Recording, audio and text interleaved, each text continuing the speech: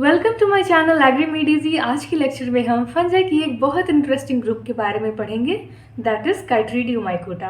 And अगर आपने इससे पहले की वीडियोस नहीं देखी हैं then go and watch it, the link is given in the description below. So let's start with the today's lecture. So phylum Chytridiomycota, ये जो फंजाई होते हैं ये सबसे प्रिमिटिव फंजाई माने जाते हैं। एंड काइट्रीडियो माइकोटा जो टर्म है वो दो टर्म से मिलकर बनी है, दैट इज काइट्रिड एंड माइकोटा। जहाँ पे जो काइट्रिड टर्म है वो डिराइव होती है एक ग्रीक वर्ड काइट्रिडियन से, जिसका मतलब होता है लिटिल पॉट। सो इन्हें हम काइट्रीडियो माइकोटा इसलिए बोलते हैं बिकॉज इनके जो स्पोरेंजियम होते हैं वो टाइनी राउंड पॉट की तरह अपीयर होते हैं। ठीक है, that's why they are known as Chytridiomycota. So ये जो फंजाई होते हैं वो जनरली क्या होते हैं, एक्वेटिक होते हैं। मोस्टली ये एक्वेटिक होते हैं। सो इनके पास क्या होना चाहिए, इनके पास होना चाहिए कुछ मोटाइल स्ट्रक्चर जिसकी हेल्प से ये पानी में स्विम कर पाए, और यही इनका यूनिक फीचर भी होता है। सो इनका यूनिक फीचर क्या है कि they can produce motile zoospore with single posterior flagella. So क्या होता है कि ये मोटाइल जूस्पोर प्रोड्यूस कर सकते हैं, और जो ये जूस्पोर होता है उसके पोस्टीरियर एंड पे विप्लश फ्लैजुला प्रेजेंट होता है जो हेल्प करता है मोटिलिटी में। ठीक है, सो अब देख लेते हैं कुछ distinguishing features of काइट्रीडियो mycota. So ये जो काइट्रीडियो माइकोटा होते हैं ये मेनली एक्वेटिक हैबिटेट में देखने को मिलते हैं, and sometimes they are also found in the moist soil. अगर हम थैलस की बात करें, सो इनका जो थैलस होता है यानी कि बॉडी जो होता है वो सिंपल यूनिसेलुलर और फिलामेंटस होता है। एंड इनकी जो वेजिटेटिव बॉडी है ये आइदर होलोकार्पिक हो सकती है और यूकार्पिक हो सकती है। होलोकार्पिक मीन्स कि अगर पूरा थैलस ही कन्वर्ट हो जाए रिप्रोडक्टिव स्ट्रक्चर में देन हम उसे क्या बोलेंगे, होलोकार्पिक।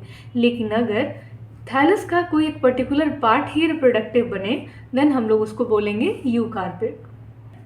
देन अगर हम रिप्रोडक्शन की बात करें, सो ये जो फंजाई होते हैं वो एसेक्सुअली रिप्रोड्यूस करते हैं by producing motile zoospore, and sexually reproduce करते हैं by isogamy and oogamy, that is planogametic copulation के थ्रू।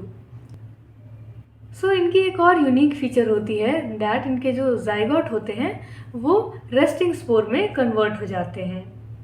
सो इसमें मेनली हमें क्या याद रखना है कि ये जो फंजाई होते हैं ये प्रोड्यूस करते हैं मोटाइल जूस्पोर, एंड ये जो जूस्पोर होते हैं उनके पोस्टीरियर एंड पे प्रेजेंट होता है विप्लश टाइप का फ्लैजुला, एंड इनके जो जाइगोट होते हैं वो रेस्टिंग स्पोर में कन्वर्ट हो सकते हैं।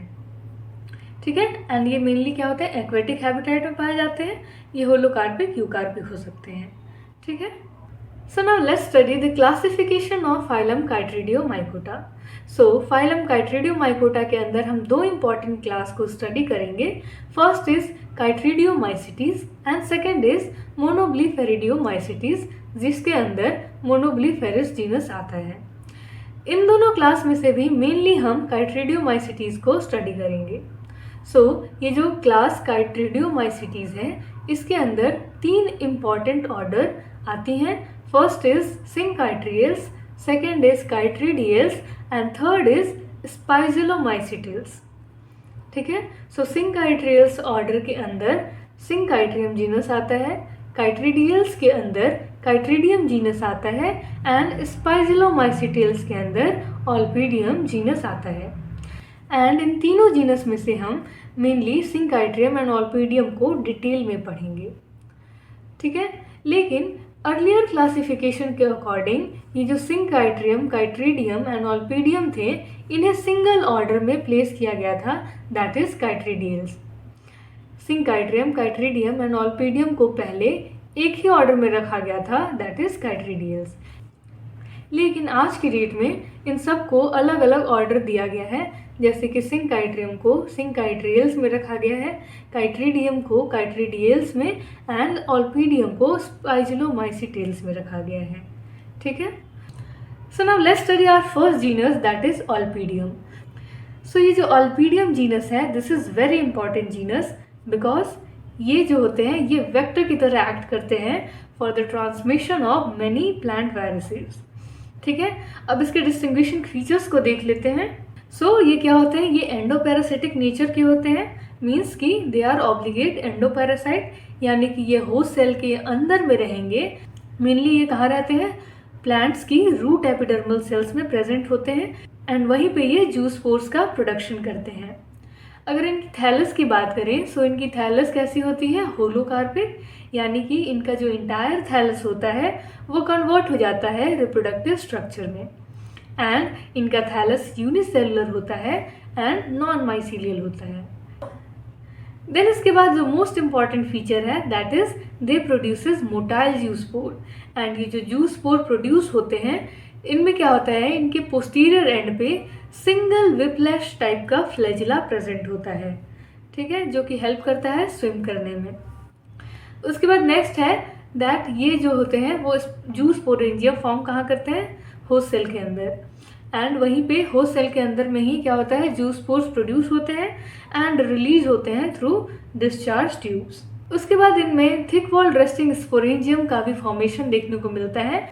And the most important one is that they act as vector for transmission of plant viruses, ठीक है।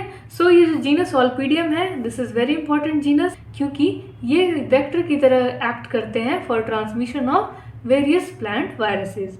Then they are endoparasitic in nature, वो होस्ट सेल में के अंदर में प्रेजेंट होते हैं, वहीं पे जूस्पोरेंजियम का फॉर्मेशन करते हैं, वहीं पे जूस्पोर्स प्रोड्यूस करते हैं एंड वो जूस्पोर्स रिलीज हो जाते हैं थ्रू डिस्चार्ज ट्यूब्स, ठीक है।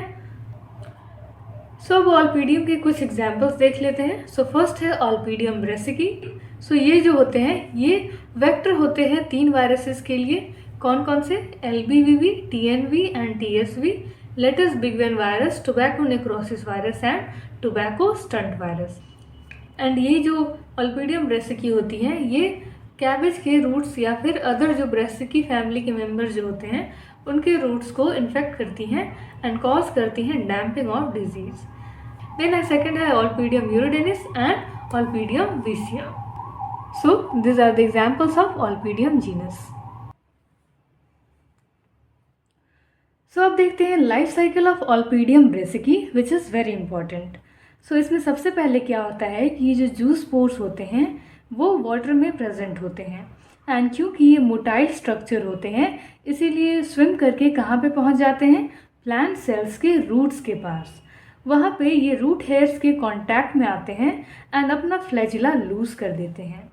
जिस तरीके से हम किसी गेस्ट के घर में जाते हैं देन बाहर चप्पल उतार कर एंटर करते हैं, उसी तरीके से ये जो जूस्पोर्स होते हैं वो भी एटिकेट शो करते हैं एंड अपना फ्लैजिला बाहर लूज कर देते हैं। उसके बाद क्या होता है कि ये जो रूट हेयर्स में जो पोर होते हैं वो डिज़ोल्व हो जाते हैं एंड प्रोटोप्लास्ट सेल के अंदर चले जाते हैं। उसके बाद ये जो प्रोटोप्लास्ट होते हैं वो डेवलप करके थैलस का फॉर्मेशन कर देते हैं। फिर ये जो थैलस होते हैं वो single celled multi nucleate thallus में कन्वर्ट हो जाते हैं, यानी कि एक थैलस में बहुत सारे न्यूक्लियस फॉर्म हो जाते हैं। उसके बाद ये जो single celled multi nucleate thallus थी वो 4 से 5 दिन के बाद कन्वर्ट हो जाती है सिंगल जूस्पोरेंजियम में। उसके बाद क्या होता है कि ये जो single cell multi nucleate thallus थी वो कन्वर्ट हो जाती है सिंगल जूस्पोरेंजियम में, जिसके अंदर में बहुत सारे जूस्पोर्स का प्रोडक्शन होता है। एंड इस जूस्पोरेंजियम में क्या होता है? एग्जिट ट्यूब का फॉर्मेशन होता है जिसके थ्रू ये जो सारे जूस्पोर्स अंदर हैं वो रिलीज होके बाहर आ जाते हैं। उसके बाद फिर से ये जो जूस्पोर्स हैं वो root hairs, other root hairs को इन्फेक्ट करेंगी एंड ये जो साइकिल है एसेक्सुअल साइकिल ये ऐसे ही कंटिन्यू होती रहेगी। लेकिन ये जो जूस्पोर्स हैं they can also act as gametes. So अब क्या होगा कि फंजाई के डिफरेंट स्ट्रेन से जो जूस्पोर्स प्रोड्यूस हुए हैं वो आपस में कोऑपुलेट करेंगे थ्रू आइसोगेमी, यानी कि इनमें क्या हो जाएगी? प्लाज्मोगेमी। सो आइसोगेमी के थ्रू ये इनके जो साइटोप्लाज्म थे आपस में फ्यूज़ होंगे एंड दोनों के जो न्यूक्लियस होंगे एक सेल में आ जाएंगे एंड उसके बाद फिर एक बाइफ्लैजिलेटेड जूस्पोर फॉर्म हो जाएगी। फिर ये जो बाइफ्लैजिलेटेड जूस्पोर्स हैं ये स्विम करते हुए कहाँ पे पहुँच जाएंगे? रूट हेयर्स पे एंड वहाँ पे फिर से ये कांटेक्ट में आएंगे, फ्लैजिला लूज कर देंगे एंड देन प्रोटोप्लास्ट सेल के अंदर चला जाएगा। फिर ये जो प्रोटोप्लास्ट होगी वो डेवलप होगी एंड देन अगेन थैलस का फॉर्मेशन हो जाएगा एंड अब ये जो थैलस थी ये रेस्टिंग स्पोरेंजियम में कन्वर्ट हो जाएगी, ठीक है। उसके बाद अब ये जो रेस्टिंग स्पोरेंजियम है ये तब तक जर्मिनेट नहीं करेगी जब तक कि फेवरेबल कंडीशन नहीं आ जाती। फिर जब फेवरेबल कंडीशन आएगी तो क्या होगा कि n+n कंडीशन से क्या बन जाएगा, 2n कंडीशन, यानी कि हो जाएगी कैरियोगैमी। उसके बाद कैरियोगैमी के बाद होगी मियोसिस, एंड मियोसिस के बाद क्या हो जाएंगे, बहुत सारे जूस पोर्स का फॉर्मेशन हो जाएगा, एंड जूस पोर्स जो होंगे वो एग्जिट ट्यूब के थ्रू अगेन रिलीज हो जाएंगे। सो क्या होगा कि अभी जो रिलीज्ड जूस पोर्स हैं ये अदर रूट हेयर्स को इन्फेक्ट करेंगे आइदर एसेक्सुअली और सेक्सुअली। सो ये थी life cycle of Olpidium brassicae, ठीक है। सो ये तो हमने देखा first genus, that was Olpidium.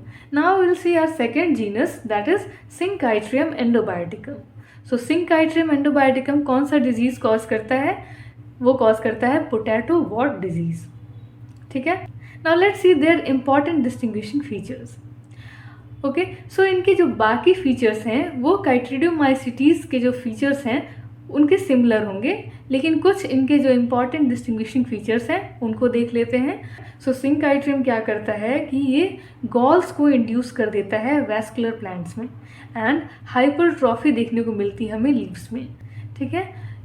Tubers में क्या देखने को मिलता है, डार्क ब्राउन और black cauliflower like outgrowth, and shoot पे हमें देखने को मिलता है ग्रीन कॉन्वॉल्वुलेटेड लीफी आउटग्रोथ, ओके।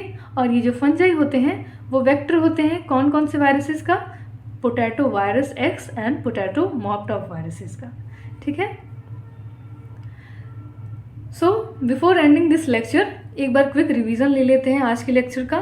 सो सबसे पहले हमने पढ़ा था फाइलम काइट्रिडोमाइकोटा के डिस्टिंग्विशिंग फीचर्स के बारे में, उसके बाद हमने क्लासिफिकेशन देखा था, उसके बाद हमने फर्स्ट इम्पॉर्टेंट जीनस ऑल्पीडियम के बारे में पढ़ा जिसमें कि हमने उसके कैरेक्टरिस्टिक्स एंड उसके लाइफ साइकिल को देखा था, एंड एट लास्ट हमने second important genus that is Synchytrium के बारे में पढ़ा। So this was all about the today's lecture. Hope आपको ये वीडियो अच्छी लगी होगी, and if you like this video then please do like, share and subscribe my channel, and if you have any queries regarding this lecture then please do write in the comment section. I'll definitely try to solve it out.